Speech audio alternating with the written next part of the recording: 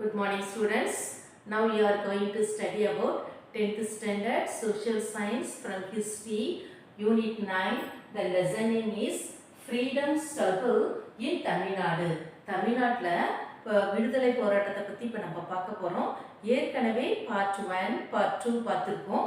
இப்போ பார்க்க போகிறது அதனுடைய கண்டினியூவேஷன் பார்ட் 3.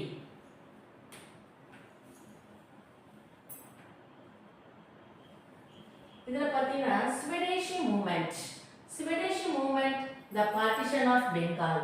அதாவது என்ன சொல்கிறாங்கன்னா பார்ட்டிஷன் ஆஃப் பெங்கால் எப்போ வந்தது அப்படின்னு பார்த்தீங்கன்னா 1905ல். எது பெங்கால் அப்படின்னு பார்த்தீங்கன்னா இதிலிருந்து இதெல்லாம் சேர்ந்தது தான் என்னது பெங்கால் சொல்கிறாங்க. ஸோ இண்டிபெண்டன்ட்டுக்கு முன்னாடி டியூரிங் த பிரிட்டிஷ் பீரியடில் பெங்கால் எப்படி இருந்ததுன்னா இந்த ஈஸ்டர்ன் பெங்காலும் வெஸ்டர்ன் பெங்காலும் ஒன்றா தான் இருந்துச்சு. அதுக்கப்புறம் தான் அது ரெண்டாக பிரிஞ்சுது. ஓகேவா?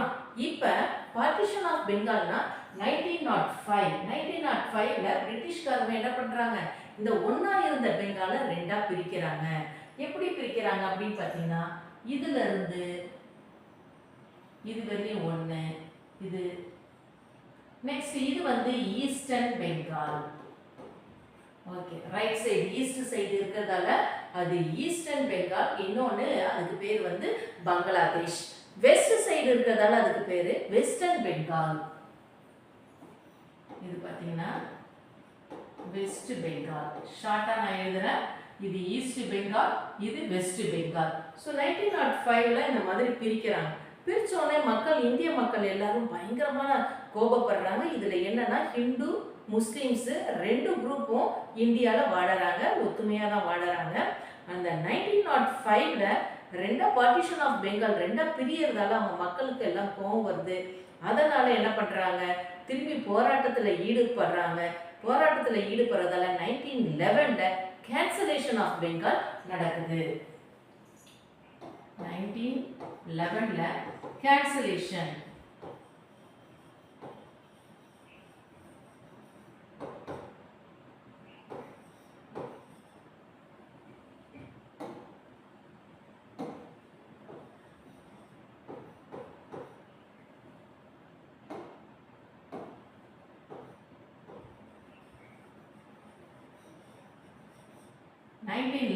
Cancellation of Bengal. 1905ல் பார்ட்டிஷன் ஆஃப் பெங்கால் நடக்குது.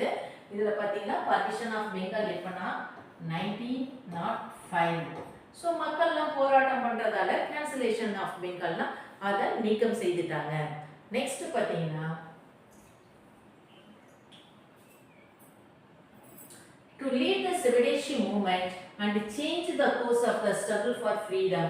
ஸோ இந்த பிரிவினை ஏற்பட்ட உடனே மக்கள் மத்தியில் நமக்கு விடுதலை வாங்கணும், சுதேசி மூமெண்ட், சுதேசி இயக்கம்ன்ற ஒன்றை கொண்டு வர்றாங்க. இதுக்கப்புறம் என்ன நடக்குதுன்றதை நம்ம பார்ப்போம்.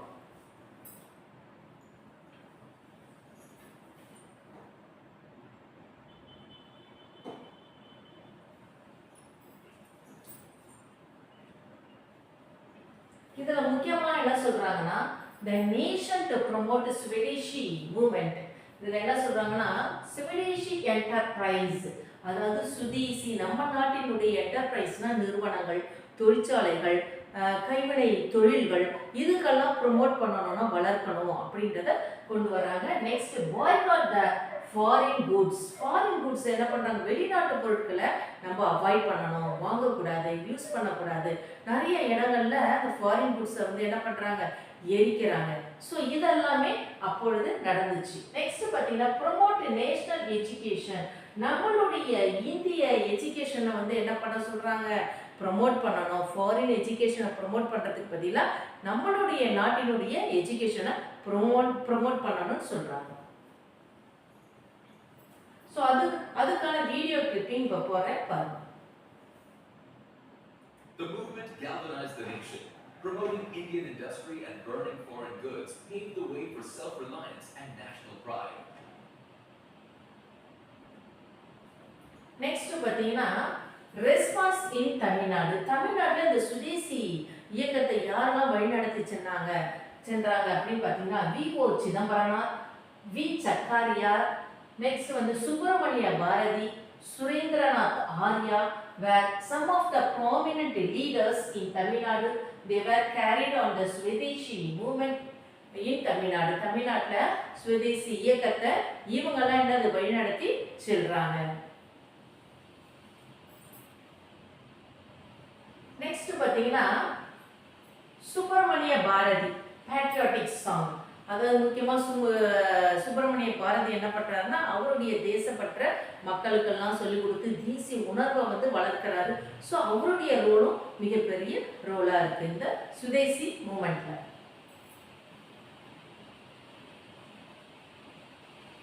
நெக்ஸ்ட் பாத்தீங்கன்னா many journals, முக்கியமான ஜேர்னல்ஸ்னா என்னன்னு பாத்தீங்கன்னா பத்திரிகைகள். அதுல முக்கியமா சுதேச மித்திரன் அப்படின்ற பத்திரிகையும் நெக்ஸ்ட் பாத்தீங்கன்னா இந்தியா, இந்த ரெண்டு பத்திரிகையும் மக்களுடைய சுதேசி இயக்க கொள்கைகளை மக்களிடையே இந்திய மக்களிடையே பரப்புவதற்கு இதனுடைய ரோல் மிகப்பெரிய ரோலா இருந்திருக்கு. இதுல பாத்தீங்கன்னா many journals were started to propagate Swadeshi ideals. Swadesamitran and India were prominent journals. முக்கியமான பத்திரிகைகள் எதுனா சுவதேச மித்திரன் அண்ட் இந்தியா, இது ரெண்டும் முக்கியமான பத்திரிகை. இது எல்லாமே ஒரு டீடைல், இப்போ நான் உங்களுக்கு எக்ஸ்பிளைன் பண்றது ஒரு டீடைல், முக்கியமான டீடைல் பப்ளிக் எக்ஸாம்ல அடிக்கடி கேட்கறது.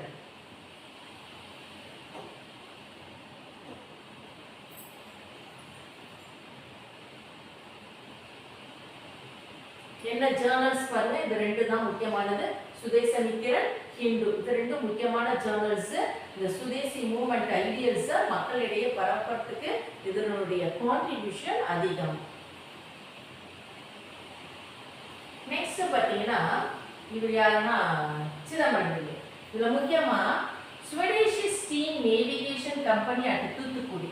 தூத்துக்குடியில ஒரு நீராவி கப்பல் நிறுவனம்னு ஒன்று ஆரம்பிக்கிறார். யாருன்னா விஓ சிதம்பரம் பிள்ளை. 2 கப்பலை வாங்கி தூத்துக்குடியில இருந்து கொலம்புனா இப்போ வந்து ஸ்ரீலங்கா அந்த இடத்துக்கு வந்து டிராவல் பண்ண வைக்கிறார். அந்த 2 கப்பலுடைய பேர் என்னன்னா ஒன்று காலியா, இன்னொன்று லாவோ. இப்போ இதை ரீட் பண்ற பாருங்க. Swadeshi steam navigation company at Thoothukudi by VO Chidambaranar. He purchased 2 ships. எத்தனை ஷிப்ஸ் வாங்குறாரு? 2 கப்பல் வாங்குறாரு. ஒன்னு காலியா, இன்னொன்னு Lawoe. And hired them between Thoothukudi and Colombo. அப்போ வந்து கப்பல் வாங்குறதுன்றது சாதாரண விஷயம் இல்லை. பெரிய பணக்காரா இருந்தால் மட்டும்தான் கப்பல் வாங்க முடியும். ஸோ அப்போ அந்த சமயத்தில் யார் தான் கப்பல் வச்சிருந்தாங்கன்னா பிரிட்டிஷ்காரங்க தான் கப்பல் வச்சிருந்தாங்க. தமிழ்நாட்டில் யாருமே வச்சிருந்த. அப்போ முதல் முறையாக ஃபர்ஸ்ட் டைம் யார் வாங்குறாருன்னா விஓ சிதம்பரம் பிள்ளை 2 கப்பல்களை வாங்குறாரு. இது வந்து மிகப்பெரிய எதிர்ப்பையும் கோபத்தையும் ஆங்கிலேயர்களுக்கு உண்டு பண்ணுது. இதனுடைய முக்கியமா பாத்தீங்கன்னா எங்க இருக்குன்னா இங்க தூத்துக்குடியில இருந்து இதுதான் கொலம்பு. முக்கியமா இந்த இடத்துக்கு அவர் என்ன பண்றாரு, இந்த கப்பல்கள் 2 கப்பல்களையும் டிராவல் பண்ண வைக்கிறாரு. இதனுடைய வீடியோ கிளிப்பிங் போற இப்ப பாருங்க.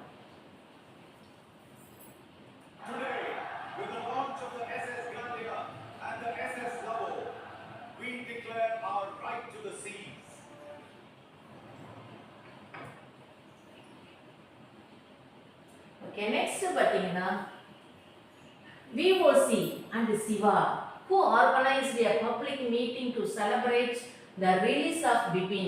பிபின்ற ஒரு பொலிட்டிக்கல் லீடரை என்ன பண்றாங்க, ரவுலட் ஆக்ட் மூலமா பிடிச்சி சிறையில வச்சிடுறாங்க. ஸோ அவரை ரிலீஸ் பண்ண உடனே முக்கியமா எந்த ஒரு இதுவும் ஆர்டரும் இல்லாம தவறும் பண்ணாம பிபினை என்ன பண்ணிட்டாங்க, அந்த ஸ்வதேஷி மூவ்மெண்ட்ல பார்ட்டிசிபேட் பண்ணதுக்காக அரெஸ்ட் பண்ணிடுறாங்க. அவரை ரிலீஸ் பண்ண உடனே இதுல 2 லீடர்ஸ் என்ன பண்றாங்க, பயங்கரமா செலிப்ரேட் பண்றாங்க. யார் 2 லீடர்ஸ்னா விஓசி அண்ட் சிவா. இவங்க 2 பேரும் சேர்ந்து இந்த பிபின்றவருக்காக செலிப்ரேட் பண்றாங்க, ஜெயில இருந்து வெளியே வந்ததுக்காக.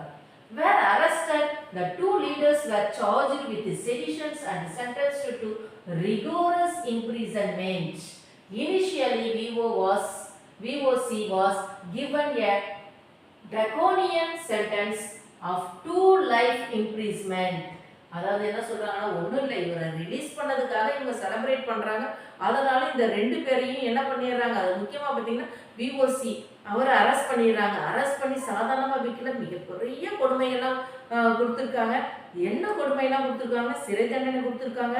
அதில் பார்த்தீங்கன்னா டூ லைஃப் இம்ப்ரீஸ்மெண்ட். டூ லைஃப் இம்ப்ரீஸ்மெண்ட் இரட்டை ஆயுள் தண்டனை. ஒரு ஆயுள் தண்டனைக்கு 14 இயர்ஸ். அப்ப இரட்டை ஆயுள் தண்டனைனா 14 இயர்ஸ் பாத்தீங்கன்னா 28 இயர்ஸ்.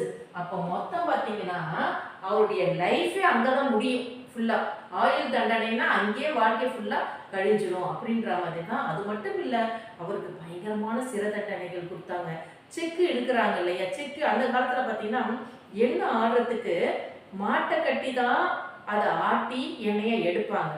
அப்ப அந்த மாட்டுக்கு பதில் சிதம்பரனாரை என்ன பண்ணாங்க, மாடு மாதிரி கட்டி வச்சு அந்த செக்கு இழுக்க வச்சாங்க. இப்ப மெஷினரிஸ் வந்துருச்சு, நிறைய மோட்டார் வாகனங்கள்லாம் வந்துருச்சு. இப்ப பாத்தீங்கன்னா முக்கியமா இதுல என்ன சொல்றாங்கன்னா, அவரை எப்படி சிறை தண்டனை கொடுத்தாங்க அப்படின்னு பாத்தீங்கன்னா, இந்த செக்கு இழுக்க வச்சாங்க, கல்லுடைக்க வச்சாங்க, சரியான சாப்பாடு போடல, இந்த மாதிரி பயங்கரமான ஒரு பனிஷ்மெண்ட் எல்லாம் அதுல கொடுத்துருக்காங்க.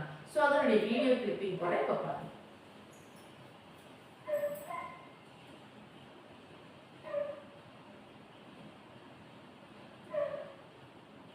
ஸோ இதுதான் அதனுடைய வீடியோ கிளிப்பிங். நெக்ஸ்ட் பாத்தீங்கன்னா, the news of the arrest sparked the riots in Tirunelveli, leading to the burning down of the police station, court building and a municipal office. It led to the death of 4 people in police firing. முக்கியமா இவர் arrest பண்ணதால இவருக்கு நிறைய கொடுமைகள் கொடுத்துருக்காங்க. அதுக்கப்புறம் ஆயுள் தண்டனை கொடுத்துருக்காங்க.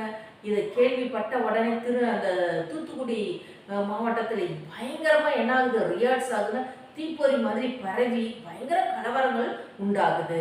இந்த கலவரத்துல அவங்க மக்கள்லாம் என்ன பண்றாங்க, போலீஸ் ஸ்டேஷனை பர்ன் பண்றாங்க, முனிசிபல் ஆஃபீஸை பர்ன் பண்றாங்க, கோர்ட்டை பர்ன் பண்றாங்க. ஸோ எல்லாத்தையும் எரிக்கிறாங்க. ஸோ அதை சப்ரஸ் பண்றதுக்காக பிரிட்டிஷ்காரங்க என்ன பண்றாங்க, அவங்களுடைய ஷூட்டிங் ஆர்டரை ஸ்டார்ட் பண்றாங்க. அதாவது ஷூட் பண்றாங்க மக்களை பார்த்து. அதுல 4 பேர், பொதுமக்கள்ல 4 பேர் இறந்துடுறாங்க. ஸோ அதனுடைய வீடியோ கிளிப்பிங் இப்போ போடுறாங்க.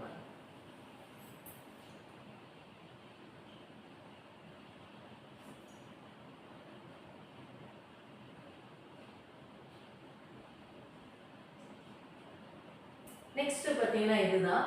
இதுல ஏற்கனவே நம்ம பார்த்துட்டோம். திரும்பி VOC was treated harshly in prison and was made to pull the heavy oil press.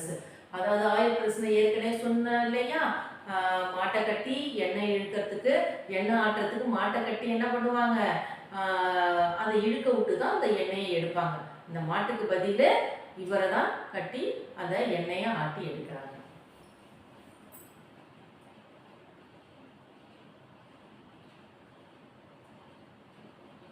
Next பார்த்தீங்கன்னா, இதை கேள்விப்பட்ட உடனே, இந்த மாதிரி சிவியர் பனிஷ்மெண்ட்லாம் கொடுக்குறாங்க கேள்விப்பட்ட உடனே பாரதியார் என்ன பண்றாரு, பாண்டிச்சேரிக்கு ஓடி போயிடுறாரு. இந்த சிறை தண்டனைக்கு பயந்துக்கிட்டு பாண்டிச்சேரிக்கு போய் எஸ்கேப் ஆயிடுறாரு. ஏன் அங்கே போய் எஸ்கேப் ஆகுறாரு அப்படின்னு பார்த்தீங்கன்னா, அந்த பாண்டிச்சேரி பிரெஞ்சு யூனியன் கண்ட்ரோல்ல இருக்கு. அப்போ பிரிட்டிஷ்காரங்க அங்கே வர முடியாது, அவரை அரெஸ்ட் பண்ண முடியாதுன்றதுக்காக நேராக அவர் பாண்டிச்சேரிக்கு போயிடுறாரு. ரீட் பண்றேன். To avoid imprisonment, Subramania Bharati moved to Pondicherry, which was under the French rule. So இப்போ இந்த வீடியோ கிளிப்பிங் போடுறேன். இதில் பாருங்க பாண்டிச்சேரி எங்க இருக்கு.